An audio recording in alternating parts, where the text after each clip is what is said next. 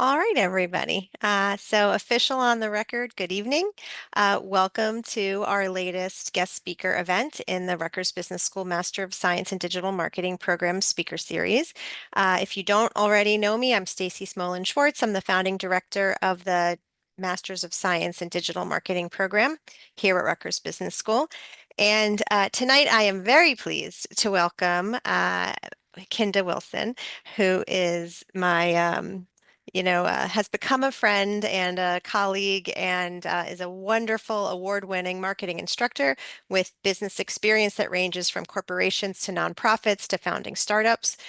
She has a principle of marketing textbook that is used by universities internationally. I'm just gonna mute, please. Um, that's used internationally, and she has an engaging student-centered teaching style, which you will definitely witness tonight, both in the online classroom and in the in-person classroom. And that is why she serves, one of the many reasons why she serves as an inspiring model for marketing professors everywhere. This fall, I am more than thrilled to have Kinda join our very own program. She will be teaching a section of the UX and UI in digital marketing course this fall for us. And tonight, you guys get to have a sneak preview.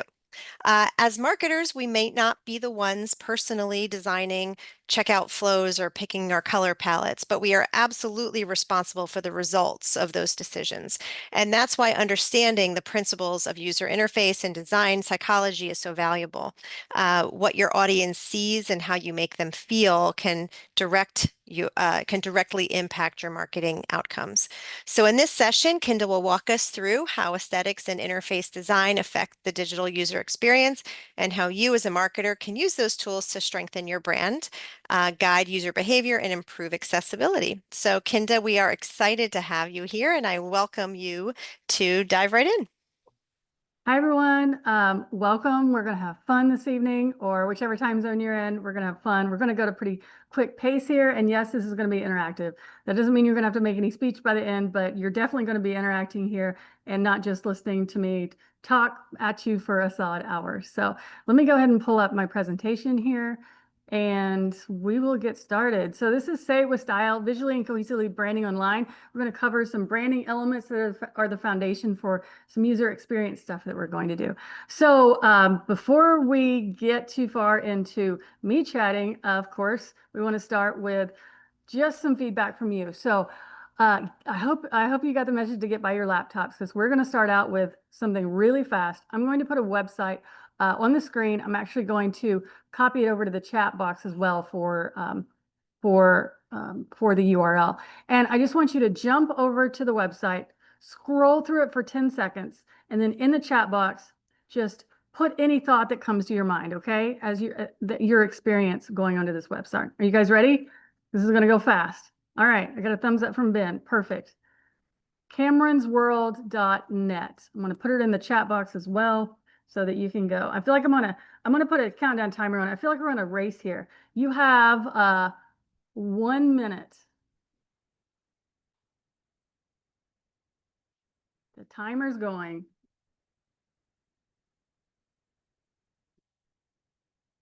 We don't have any waiting music, but I imagine you have enough sensory stimulation looking at the website.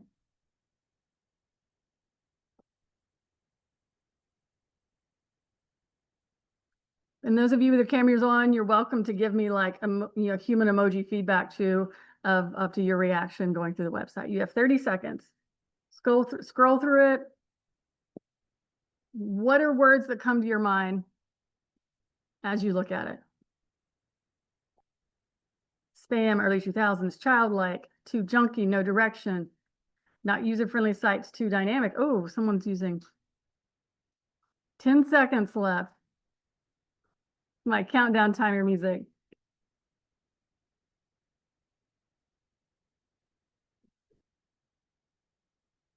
Yeah, sorry, I like countdown timers for my classes. All right. Well, as you clicked over to it, your first thought might have been, I thought somebody might say, like, what the heck? There's a lot going on here. And true, this site was intentionally a little overload. But I want to start out by just an extreme example that when we talk about, choosing colors, choosing layouts.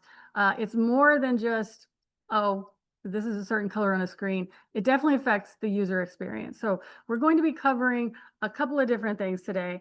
I want you to keep this in mind. We're going to be referring back to it later when we talk about some alternatives to it. Hopefully, unless it's strategic, hopefully your website will not end up like that. Cluttered, busy, confusing. Absolutely. Those are three things. No visual hierarchy. Oh, someone knows what we're going to talk about later. Perfect. So what we're going to talk about, we're going to start with a foundation of some branding elements.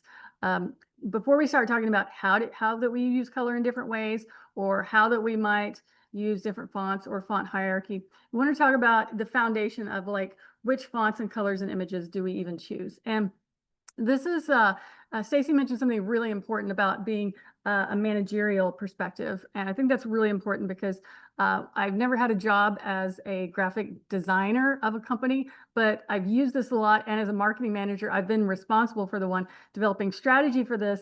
And as I work with different people on the team, I have to be able to communicate to have a cohesive design with my web developer, with the graphic designer, with everyone. So as we present this, you may have, like I said, you may have covered some of the branding elements before, but I think it's important that we get a foundation for like, what does it even mean to have cohesive branding?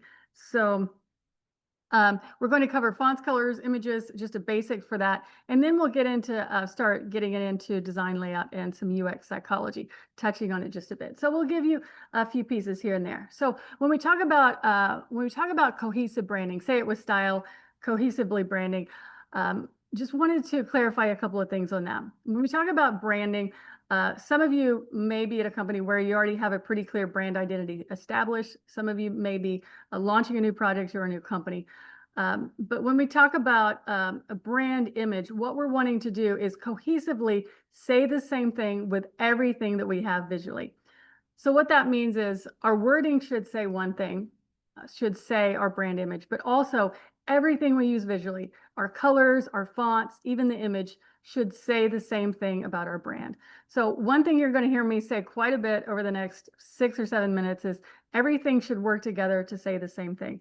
So when we choose strategically, we're going to choose things that say the same thing about our company. I've put a few extra slides in here kind of as a resource for if some of you are working through this process with a company right now, for kind of some of the steps that I step through with anytime I come on board with a project or a company, we'll step through this and really clarify this. So at the very beginning, again, this is like foundational. This is what sets the tone for everything that we use on our website. Brainstorm the following 3 to 5 specific words or phrases for how you want to be known. So essentially we're saying, what brand image do you want to have? And I know this sounds like it's something that you do like as a startup company, but I promise you, I've gone into companies that like 60 years old, they've been in business 60 years, and they don't have a really clear idea of what they want to be known as. And the problem is, if you don't have a clear idea of what you want your brand image to be, then communicating in a cohesive way is almost impossible. I remember sitting with 2 specific different boards of directors, and they were both saying, like, why aren't we communicating clearly about our company? And we did this exercise, and almost all the board members were saying exactly opposite things about what they wanted to be known as. So this is kind of the core strategy that we use for choosing all of those branding elements. Specific words, so not like honest company, but cutting edge technology, something that's visual that we can picture in our head. So this is kind of the beginning, and then we use this as our filter for all of those visual elements that we choose. So again, we're creating kind of a foundation for all of the elements that we'll use on the website in a minute. So we use that brand as our filter. So anytime we choose a color, we say, does that say this brand image that we want to present? Anytime we choose a font or any image, everything should say the same thing. And if you do this right, people won't notice it. They'll just think you have a really clear brand image. They won't realize the different elements that are going into it. You notice it sometimes when companies get it really wrong and it just feels off. So let's step through a couple of examples on these so you can just kind of see how it plays out. So we're choosing colors, fonts, and images that say the same thing about our company. So with colors, Just, we're not going to dive in deep, but I did leave a couple of resource slides here. So if you geek out over color meanings, you could totally do a deep dive and lose hours of your life here. I don't know if any of you guys have studied color theory or not just the like what looks pretty on you when you wear it, but there's some brilliant podcasts out there about the range of colors that we can see, and how some animals can view larger spectrums than we can. It's pretty cool stuff. But the point for this is, when we're choosing colors, colors develop a cultural meaning, and that does differ in different countries around the world. And so I'm referring to Western culture right now, or the US, what color meanings we have here in this specific example. But when you're choosing colors, we're saying, what colors do we want to represent our company? Which colors describe the brand that we're talking about? So just to give you an example, oh, and these are a couple of resources here for you. What comes to mind what words or associations come to mind when you see this color? You can just type it in the chat box. Valentine's Day, okay. Youth. What do you associate this? Child, love, sweet, female, okay. I thought someone might say that. And again, we're talking US soft. We're talking about the Western culture here, but pink does have connotations of like soft, caring, sweet. So we tend to see this used in, say, hospitals or anytime they want to indicate caring. You don't often see this as the colors chosen to represent, say, a bank, right? Because they're looking for what colors, what do we want to be known as? What colors would represent that? Lady salon, soft flowery, also power. Oh, that's interesting. I did some work for, I won't say which healthcare, but they wanted to be known as like caring but powerful. And so they chose a power fuchsia color. So that's kind of interesting there. So for example, a bank, they're wanting to be known as what? Steadfast, make you money. So they're probably going to choose like a deep blue color that in the US would mean like steadfast navy blue. And for this one, again, we're seeing green colors associated with eco-friendly and also with money, right? So you see this in a lot of, a lot of startup companies actually as well. Agriculture, absolutely. Anything related to nature, you're having different shades of green. Agriculture might or might not put some darker shades of green in there as well. But the main takeaway of this is not to, have memorized what every shade of color means, but just to know that it's important to look into that and to choose fitting colors to use throughout your site. Now, so everything works together to say the same thing. So we'll talk a little bit about layering these colors for accessibility, but for right now, we're just talking about which ones would represent our brand. Now, the same thing for fonts. Do we have any typography or font nerds out there? You can either give me, I don't see you all on the screen. You can either give me a thumbs up or a, yep, that's me. We got a yes. Oh my gosh, typography nerd. Okay. I promise I will not sidetrack this. But it's good to know that I'm getting that I'll get some head nods out there in some of this. Just basics. This gets into both branding and accessibility. So just a couple of things I want to point out as we're picking fonts. Just like colors have meaning, it may sound weird, but fonts have developed meaning as well. Does that sound strange? Do you know where I'm going with that? Fonts have developed almost a voice that they have. Now, we tend to see serif and just basic serif and sans serif fonts on screens for body text. Serif fonts just mean those are these little flourishes or the little feet. Picture them walking across the screen. Those are tend to be the more traditional fonts, and you tend to see them in print. So think Times New Roman. Sans serif font just doesn't have the little feet. Now, this is both of these tend to be really easy to read, just a traditional font like Arial or Helvetica. So we picked one of these as the body text on our website. Super easy to read. We tend to see serif fonts and print and sans serifs on our websites. This is because if you're on the web, people have to be able to view what they're looking at on your website on both the website, but also on a small phone. And so sans serif fonts tend to be cleaner. So you may or may not have even noticed that before, but if you go to a website, I'm betting you $5 that it's a sans serif site for the body text through it. And again, it's something you wouldn't think about, but it really helps the user experience to be able to read your content in all conditions. Now, I got to throw this in here because it gets a little fun. We also have script fonts and decorative fonts. Now, this is where we get, again, branding. Everything should work together to say the same thing. And this is where we can add some emphasis throughout all of our marketing, through digital, through our ads, in our logo, on our website. This is where we can add a little emphasis. But I say that with caution, because these, they have more of what you call a voice, meaning they express kind of a personality, almost like a person would. For instance, we said how pink has a meaning earlier. If you look at Cambridge font down here, what word comes to mind? Like, what do you picture what do you picture Cambridge if Cambridge was a person? Old English, yes. I picture, see, Ben, we didn't even discuss that beforehand, but I picture Cambridge as like an old little British gentleman, right? And you don't even, like, that's not something you have to memorize, that like I'm teaching you and giving you a list. We just kind of inherently know some of the different fonts and their meanings. So, but what I want to say here for caution is, I can't tell you how many websites I've seen where people really want to brand their company and they use these for the entire website. And you land on their page and it feels like that last website that you just saw. It's hard to read and you can't read it. So we use these for emphasis, maybe in a logo, a photography logo, personal touch. You might have the script font, but we use these for the body text for accessibility to be able to read. So accessibility starts with some of these branding elements. And that just simply means being able to read your website in all conditions, everyone in all conditions to be able to read things. Side note, just to kind of wrap it up about fonts having a voice, what do we think about this one? What comes to mind with this one? Old English? Are we still with Old English, Ben? Rebel, okay.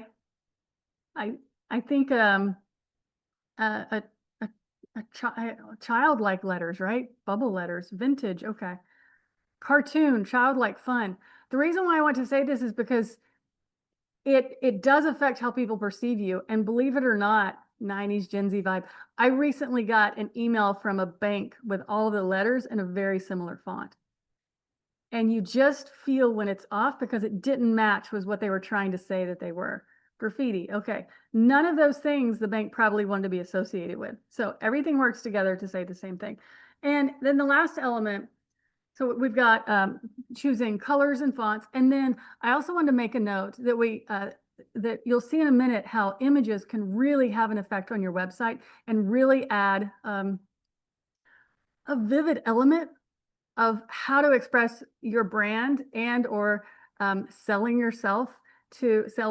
company to your user without having to add a huge wall of text. And there's a lot of research that goes in different types of images as well. Now, I'm curious about this one. I know I said this is going to be super interactive, but I'm going to put two images on the screen back to back for clothing companies. And I'm curious if you want to guess what type of clothing company you think they are, or see if you can spot the difference between the two. All right, first image. What type of clothing company? Stacy, are you making a guess on this one? Gap, casual. Okay. Everyday casual wear. All right, let's contrast that. I love those jeans actually. Oh, they're not bad. Okay. Stacy, do not get me sidetracked with shopping. Second one. There's something different. And I could ask you which person you want to be friends with, and you may not realize why, but beachwear, trendy, casual free. Gen Alpha. Looks like the clothes at Target these days. Ashley, you're gonna love you're gonna love the answer here. I would ask which person you want to be friends with, and I would immediately say this first one. Because why? She's looking straight at you and she's smiling and she looks friendly and approachable. That's actually intentional. Yeah, I got a me too in the comments. That's actually intentional. because they found that in really high-end designer wear, you'll see kind of an aloof look looking off to the side, because this one is Anthropologie. Side note, see how they're working their brand colors throughout the website? And the next one, no one guessed it. Someone said Target, but nope, it's Prada. Gucci, close, yeah, it's Prada. They don't even list the price of this, but the glasses are $530. So all that to say, when we choose images, don't overlook the opportunity to use a really stunning visual, and we'll show you in a second how you can actually use a creative image to express a selling point about your company. All right, so any more comments about the clothes or the clothing images, or who's going shopping afterward? Who's buying the Prada outfit afterward? I'm not getting any takers on it. All right, no one's biting Stacy. Okay. So branding, everything was working together to say the same thing. And just to kind of show you, oh, sorry, next step of this. We'll show you an example in a second of one company and kind of how they do this. But we take those colors that we've chosen in fonts and we build kind of a branding guide. I made a tiny URL if you ever want to geek out and look up the Rutgers branding. Side note, this is the secondary color palette that we're using in this presentation because I love geeking out about this stuff.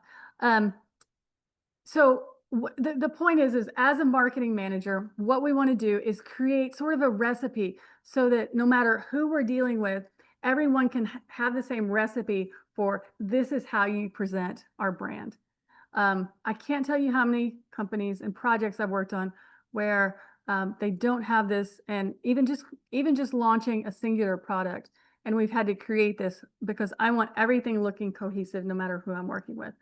And like I said, it is sort of a formula or recipe. So with our colors, if we go in closer here, if those links that I showed you earlier where you're choosing your colors, it will actually give you all of these formulas.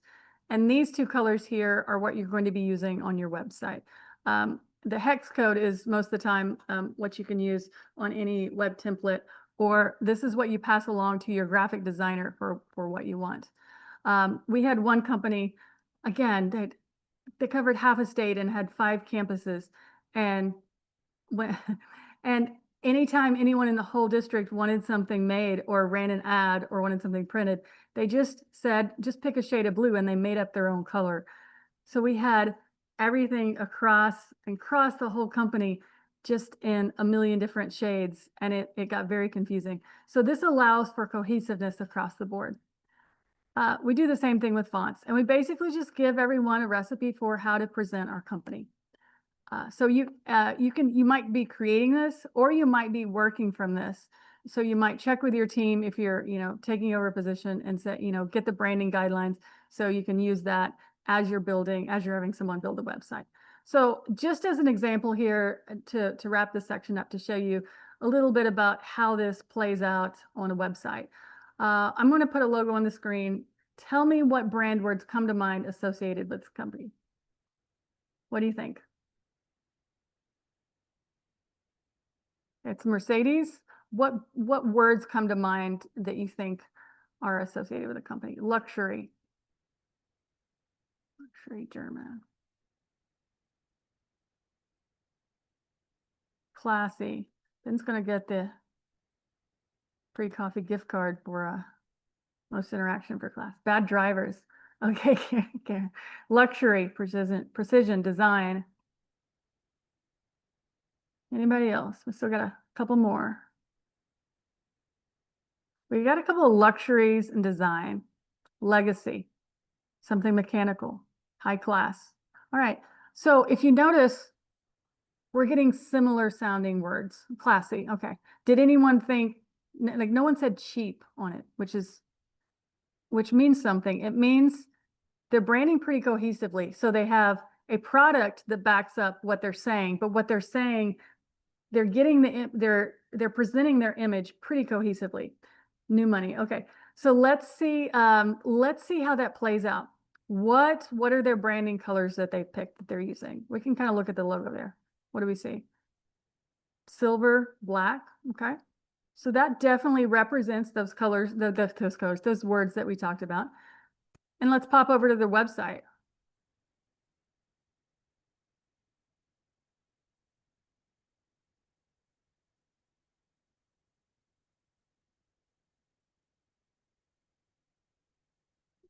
If you notice, we're seeing that theme throughout, black and white, and every image that they're using says luxury, House of Benz. You may be covering this. I got you there.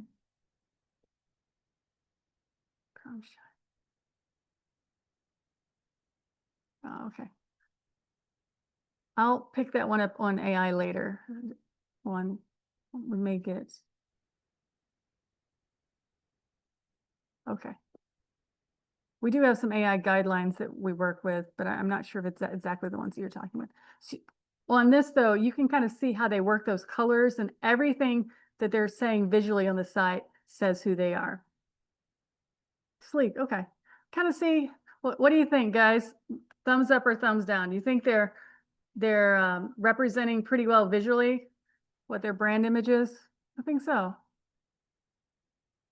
We got a yes, yes, okay. So if we have the pretty clear guidelines about which items we want to use, very cohesive. Yeah, I think so too. If we can actually kind of step it up a little bit and take those branding elements and tweak them just a little bit, use them in certain ways to help with the user experience as well. So let's talk about how we use some of those fonts and colors specifically in some different ways. Now, Stacy has informed me that I cannot, in fact, teach the entirety of the UX design course in the next 30 minutes. I was going to try, but we'll pull out a few points from it and a few that I think are most important and kind of most wide-reaching on it. If we look at some of the things that make a user experience good or bad, you've probably seen some similar things in I think in your digital marketing class. A user experience, if it meets the user's needs, if it's easy to learn and navigate the website, like if you can find your way around the place, not like the Cameron's World thing when it's like stumbling around, where are we? And then also the emotional experience of the use, anything that delights the consumer, it feels good, it feels pleasant. And if you look at that list, like quite a few of those items relate to how the site looks and the way that we design the site visually. So if we take that element and then look at some user psychology, we can put a few things into practice. So if one thing just right off the bat, we talked just a minute ago about, creating those brand guidelines to have cohesiveness across the board. Well, here's a cool thought. Like, according to the aesthetic usability effect, like that in itself, using those colors and fonts cohesively already starts to change the user experience. This one is pretty crazy because users actually find aesthetically pleasing sites.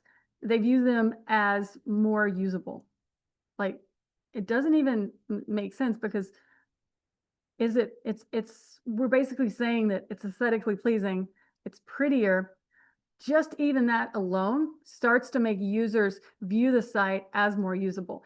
It also means they tend to overlook minor user error, like minor errors in the site if it's a prettier site. I don't know if this is like, the suit and tie effect of seeing someone in a suit thinking they know more about what they're talking about, or maybe it's just feels better to use the site. It's more pleasant, so you overlook some of it.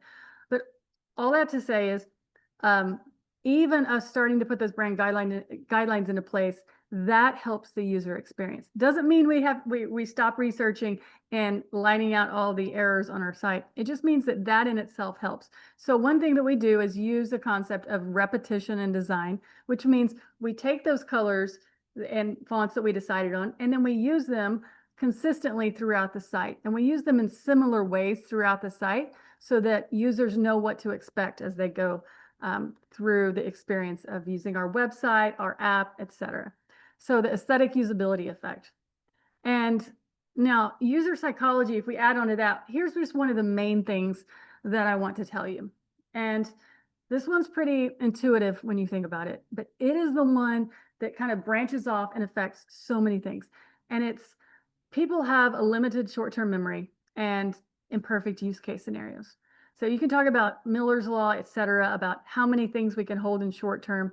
Basically, we're saying, look, we can only remember so many things at once. Also, anytime we use a device, like we use software, we use an app, we use a website, we're not going to be perfect at all times. We're not always going to have perfect lighting, perfect Wi-Fi. We're not always going to be well rested and have a good meal in our stomachs. We might be, I don't know, tired. We may have worked an entire day. So that affects how much we can hold in short-term memory. Because of that, people take mental shortcuts when they're processing info.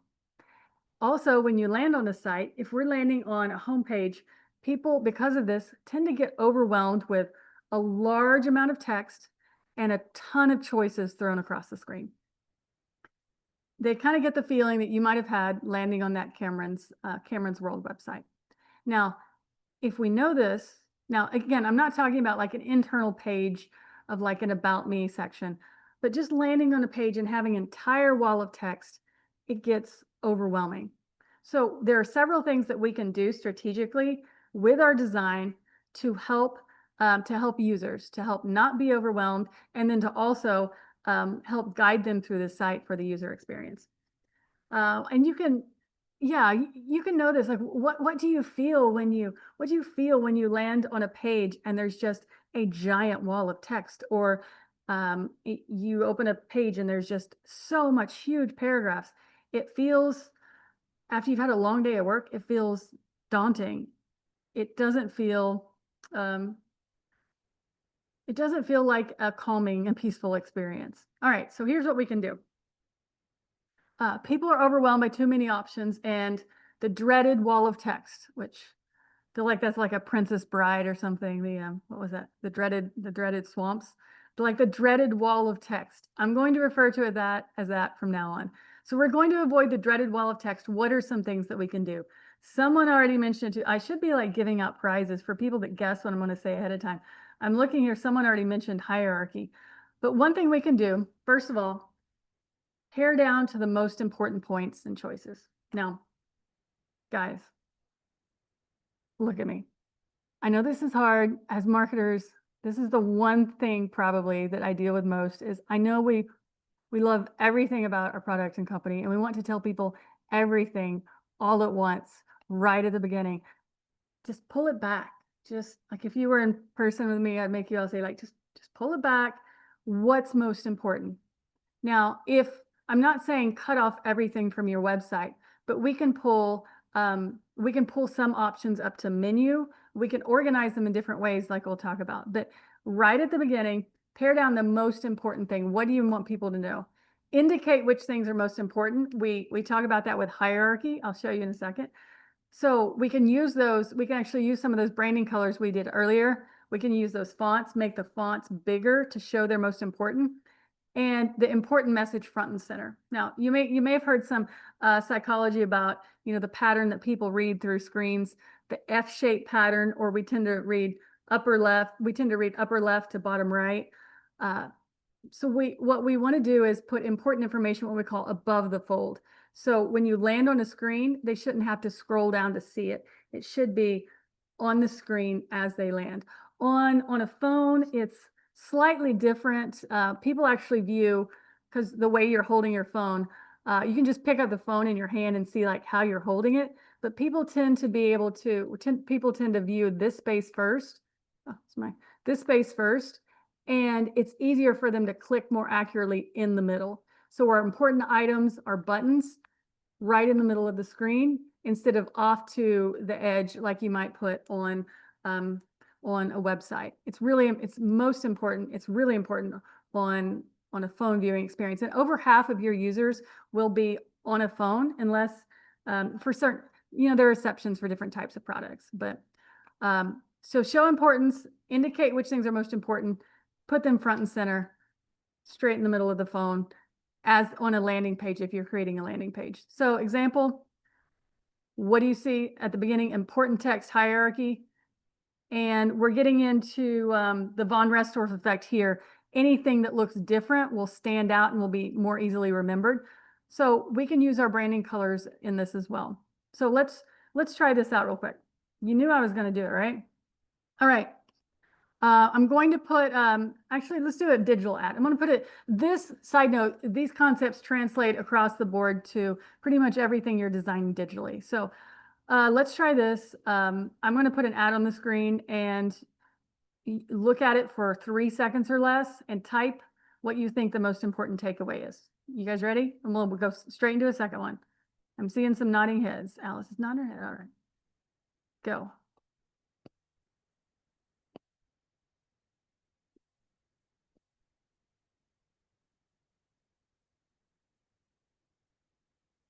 All right, 3 or 4 more answers. Save, green, Earth Day. Anything else? Environmental.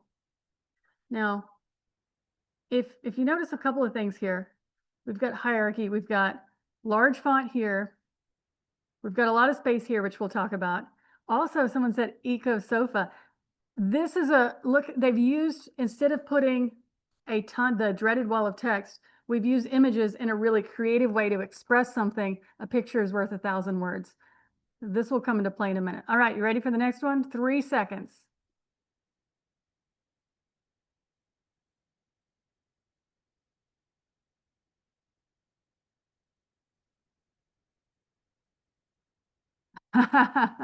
What do you think the most important point is from here? Question mark, stranger? Yeah, this was something real that one of my students wanted to show me. But this is a real company, by the way. I didn't make this up for a bad example.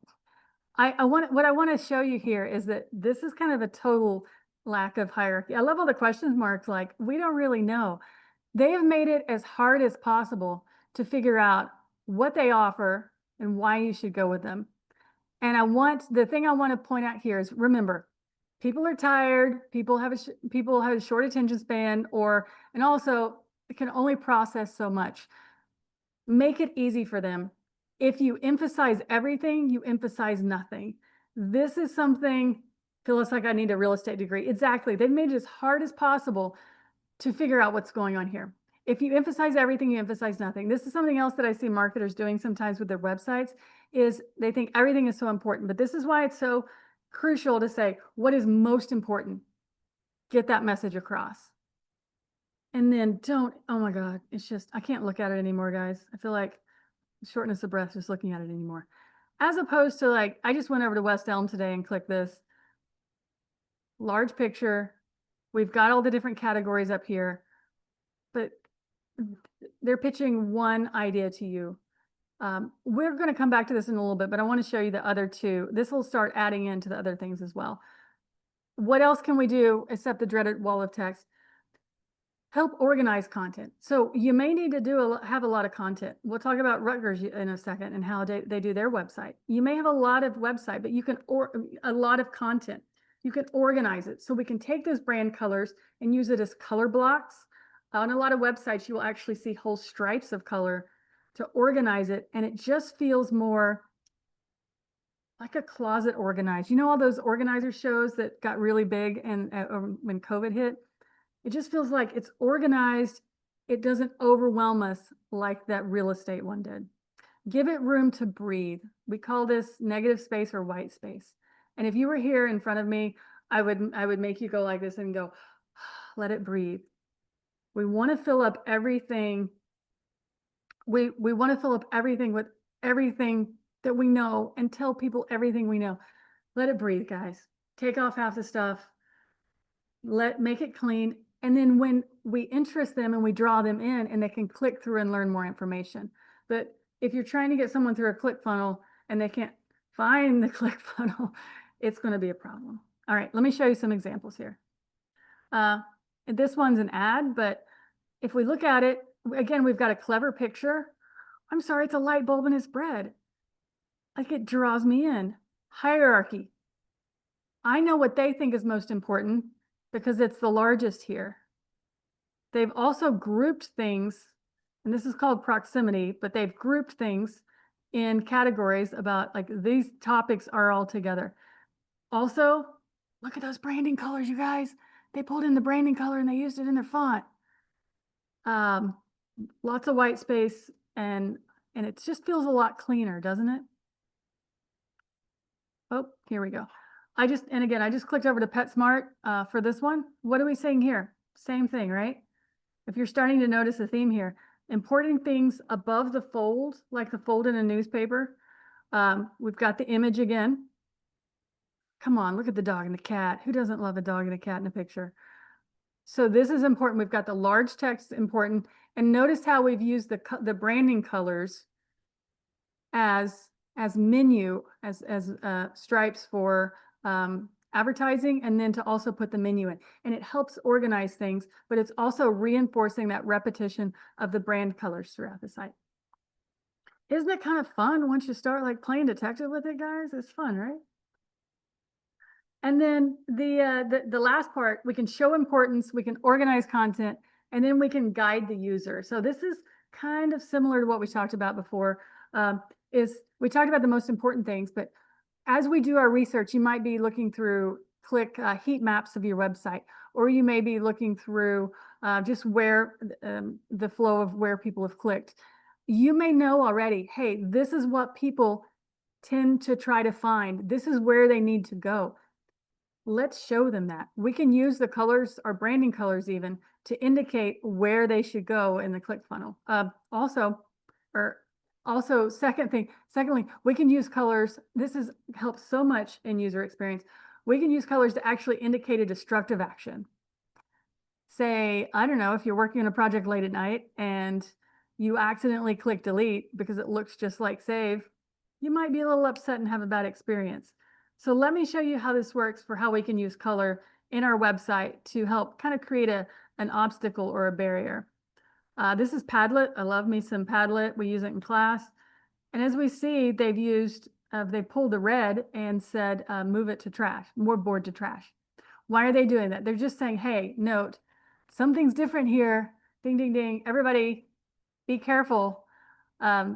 To indicate that it's different. And they also put a few other things in place as kind of roadblocks to choosing that. But they've used that as an indicator. Again, this is different, be aware. All right, now we've covered several things, right? We've covered organizing things, hierarchy, where to place things, how to use branding colors. This is oops. Okay, you can see the top of the website, okay. So guys, what are we seeing here? I want you to play detective. I'll give you like 30 seconds or a minute. How many things can we find that we've talked about? First of all, how do we feel looking at this? I feel like, as I land on the page, how do you feel when you look at it? And what are some of the things that you notice here that we've talked about? You can either unmute or type it in the chat. Is the honestly confused one about this? Okay. Bring me smiles, organized.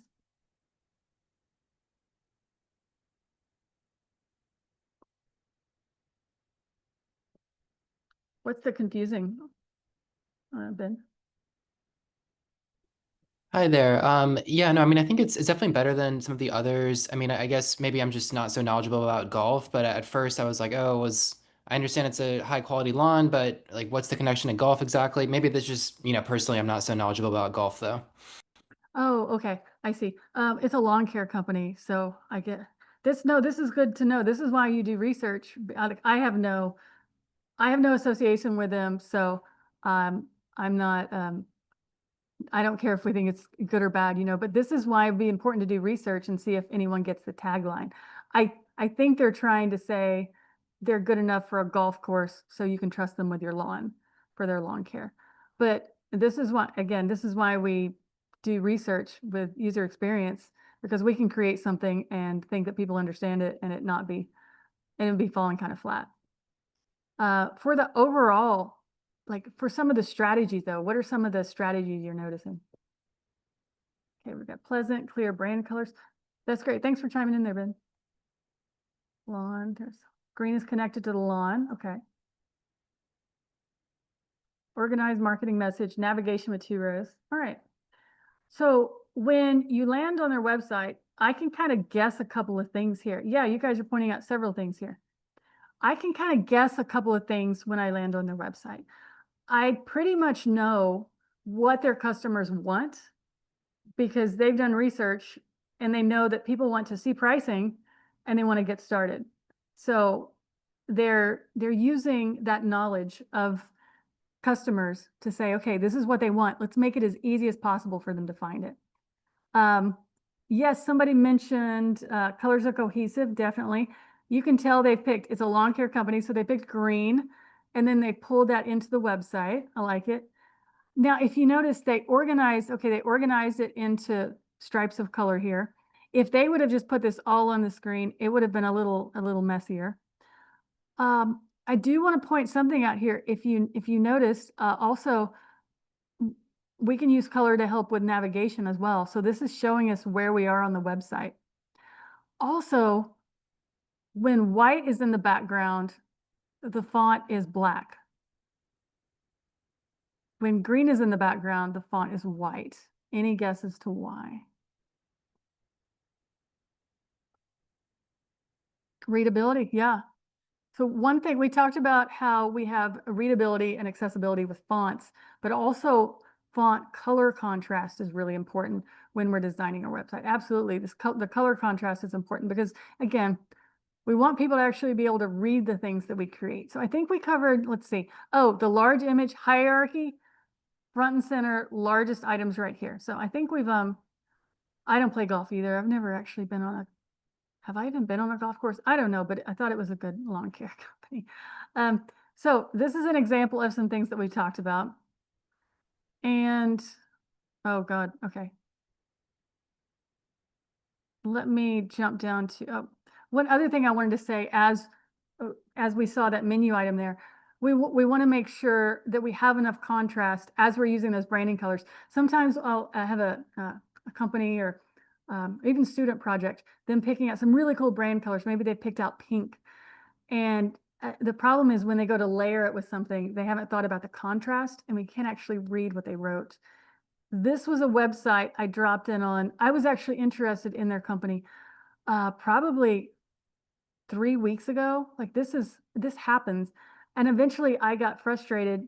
I couldn't even copy it over because I was on my phone and I just gave up trying to find out who they were. So we want to make sure we have enough contrast. And we have, I left this on here as a resource too. It's kind of cool to play around with different colors and fonts. So you can actually, sorry, with different colors. So you can actually say, okay, here is the background color that I'm going to be using. Here is the foreground color. So this is where that hex code and the RGB code, you can type that hex code in here. I'm just going to pick, I don't remember the hex code for Rutgers red. Sorry. I usually try to, nope. Sorry, why did I not? Oh, there we go. Sorry. So this and the background 00000333. Okay. The background, what color do we want to do? Say like a pink? Oh yeah, that's going to be great. What do you guys think? Am I a master designer for a website yet? I'm pretty awesome. This is, I would get fired immediately. So even those two colors may be really cool in some design you've made. We can look at it and we can say, okay, this is going to fail for large letters. This is going to fail for small letters. And we can also look for, at color blindness as well. So we could see it in grayscale to see how it would look in grayscale. And to jump on that, I'm actually a carrier for color blindness. So sometimes I'll have students doing a project layering red and green. And I have to tell them if you have anyone on your site with red, green color blindness, they won't be able to read anything that you've just created. So with our colors, we use the fonts that you can read, and then we also make sure that we have enough contrast. And these are all free websites that you can use for contrast checkers. So I'd make sure to, use all those resources as much as you can. Now, of course, we can't end without taking a look at Rutgers because they've done a few things that we're talking about. Don't worry, it's all good. Love Rutgers. All right. Who wants to, what do we want to do? Do we rather type or do we rather unmute here? what are we seeing that we've talked about? And we can scroll down. You know what? I'll put this in, well, I was gonna say I'll put the website in the chat, but oh my God, you guys know the website.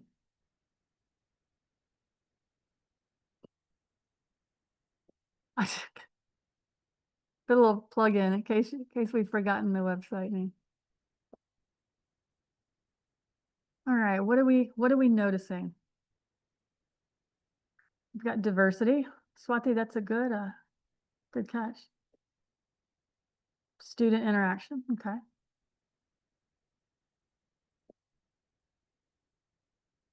This is one situation where they need to put a lot of information on one website. So we can kind of look at what they're doing. We can also look at how their fonts and font colors are switching. Pictures in place of text, yes, student interaction. We see the red throughout. A little side note, they've actually done some image editing so to boost to where the color of red stands out. So they're looking at getting the images in as like a vivid image, but also really boosting that red. So I see that sometimes oddly in a lot of in school design. Now, we said we can help with navigation by using colors and fonts and kind of help guide the user to make things more easier to find, right? So where do we think students might be wanting to go, or where are we hoping that they go? Yep.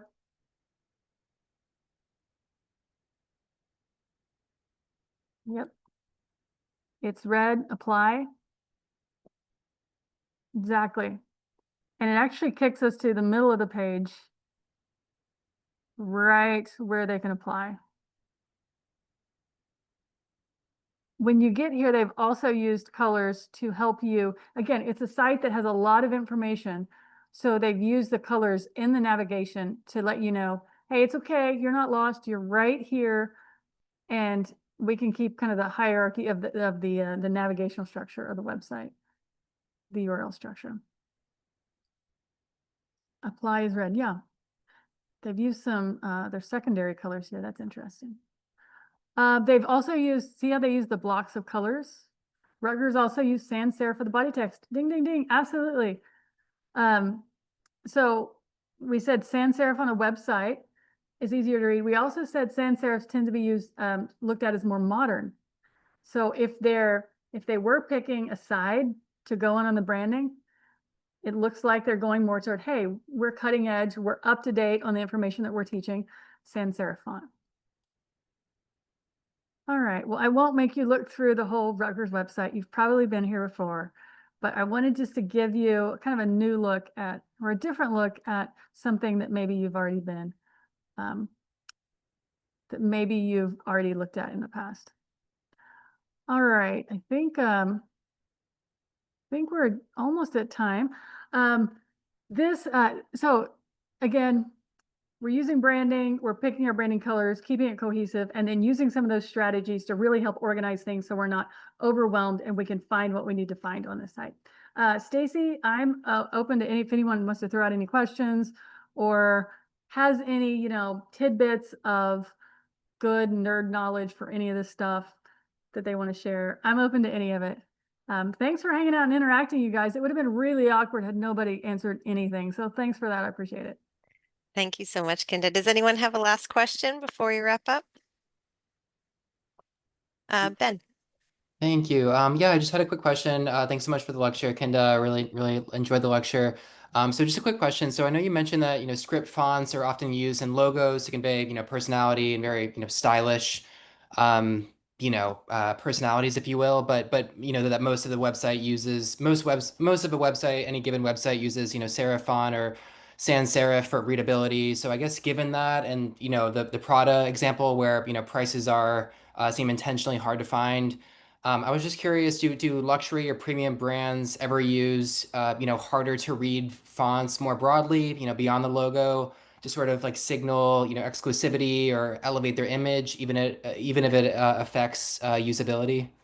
Oh, interesting. No, I haven't seen that. Uh, they, you're right. They do tend to signal exclusivity. I haven't seen them use intentionally hard to read things. What you tend to see more is um, what you see in the physical retail space as, the broad open spaces and just a few items on the floor. You tend to see that represented in the digital world as well. So you'll see you notice there was a lot of white space, just kind of like Mm, saying, we're interesting. so Yeah. luxurious. You just kind of like, in the retail world, you have to have higher turnover if you have a lower cost of product. So a higher cost product, you don't have to have as much turnover. You'll walk by a store and they'll have just a small rack of clothes, a giant open floor. That kind of brand image carries through all of their marketing materials as well. So if you get a catalog from a higher end company, a lot of times it'll have a lot of white space and then dainty person or a product in the middle. Whereas if you get a Target ad, how many items are for sale on the ad, on the paper? A gajillion. The websites mimic that too in the digital world. So I've seen that. I haven't seen them go so far as to try to keep people, from reading that. I haven't seen that piece yet. Interesting. Thank you. But now I'll be curious and look it up and see if I can find that. So Well, thank you, Kinda. So I learned a lot myself. I was taking notes, and you're going to help the way I teach this information too. But I'm very excited for your full semester class in the fall. Thank you so much for joining us tonight, and thanks to all of you for joining us for our latest digital marketing Masters of Digital Marketing speaker series. If you are enrolled in the program this fall, please feel free to check out her section of the class, UX and UI and Digital Marketing. And in the meantime, I hope to see you soon and have a wonderful evening and the rest of your summer. We most likely will have time for one more guest speaker in the month of August if we can catch you when you're all doing your travels and fun for the summer. But I do want to keep these going while our paces are a little bit slower and people have time to learn new things. So thanks very much and have a great night. Bye-bye. Bye bye. Bye-bye.